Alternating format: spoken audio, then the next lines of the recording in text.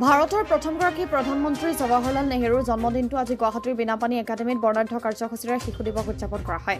বিদ্যালয়খনৰ অধ্যক্ষ চম্পক কলিতাৰ সভাপতিত্বত অনুষ্ঠিত উক্ত কাৰ্যসূচীত মুখ্য অতিথি হিচাপে ভাষণ দি বিশিষ্ট শিক্ষাবিদ পৰেশ বৈশ্যই কয় যে পণ্ডিত জৱাহৰলাল নেহৰু আছিল আধুনিক ভাৰত নিৰ্মাণৰ অন্যতম খনিকৰ। দেশৰ স্বাধীনতা আন্দোলনত তেখেতে ৩,২৫৯ দিন কাৰাবৰণ খাটিছিল। নোবেল বঁটাৰ বাবে তেখেতে 11বাৰ মনোনয়ন লাভ কৰিছিল যদিও এই বঁটা অজ্ঞাত কাৰণত লাভ নকৰিলে। তেওঁ কয় যে শিশু দিৱসত আমি শিশুসকলৰ অধিকাৰৰ প্ৰতিও সচেষ্ট হোৱা উচিত।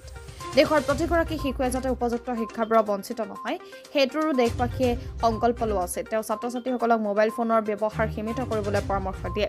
সভাত বিদ্যালয়খনৰ শিক্ষয়িত্ৰী স্তুতি বৰকাকতিও ভাষণত শিশু দিৱসৰ তাৎপৰ্য ব্যাখ্যা কৰে। অনুষ্ঠান উপলক্ষে ছাত্ৰ ছাত্ৰীৰ মাজত তৰ্ক প্ৰতিযোগিতা সম্পন্ন কৰা হয়। অনুষ্ঠানত শিক্ষাৰ্থীসকলে বিচিত্ৰ সাংস্কৃতিক অনুষ্ঠান পৰিৱেশন কৰে। আজি আমাৰ বিনাপানী একাডেমীত সমগ্ৰ বিশ্বৰ লগতে সমগ্ৰ দেশৰ লগতে আমাৰ বিদ্যালয়েও শিশু দিৱস উদযাপন কৰে আৰু শিশু দিৱসৰ আবহতে আমাৰ বিদ্যালয়ত এখনেই তৰ্ক প্ৰতিযোগিতা আৰু চিত্ৰাংকন প্ৰতিযোগিতা অনুষ্ঠিত হয়। তৰ্ক প্ৰতিযোগিতাৰ দুটা শাখা অনুষ্ঠিত হৈছিল। এটা শাখাত আছিল আমাৰ ক শাখাত অসমীয়া ভাষা থাকিলেহে অসমীয়া জাতি জীয়াই থাকিব, সেই শীৰ্ষক এটি বিষয় লৈ তৰ্ক প্ৰতিযোগিতা হৈছিল আৰু তাৰপিছতেই খ শাখাত অৰ্থাৎ নৱম দশম শ্ৰেণীৰ তেওঁলোকৰ মাজত এটি বিষয় আছিল ছ'চিয়েল মিডিয়া সাম্প্ৰতিক পৃথিৱীৰ এটি অপৰিহাৰ্য অংগ।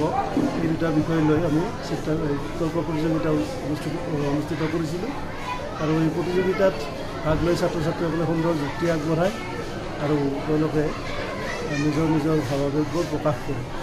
আমাৰ আজিৰ এই অনুষ্ঠানত আমাৰ নিকটৱৰ্তী বাসিন্দা আমাৰ তদৰা হাইস্কুলৰ প্ৰাক্তন অধ্যক্ষ মাননীয় শ্ৰীযুত পৰেশ বৈশ্য ছাৰ উপস্থিত থাকে। তেখেতৰ ভাষণত শিশুসকলৰ অধিকাৰ সম্পৰ্কে জৱাহৰলাল নেহৰুৰ জীৱনী সম্পৰ্কে খুব অৱলীলভাৱে সুন্দৰভাৱে ব্যাখ্যা কৰে।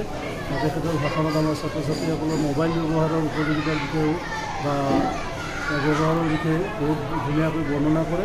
এই আটাইখিনি কথা ছাত্ৰ ছাত্ৰীসকল যথেষ্ট মনোযোগেৰে শুনা পৰিলক্ষিত হৈছিল আৰু তেওঁলোকে তেখেতৰ ভাষণ যথেষ্ট গম্ভীৰতাৰে শুনিছিল।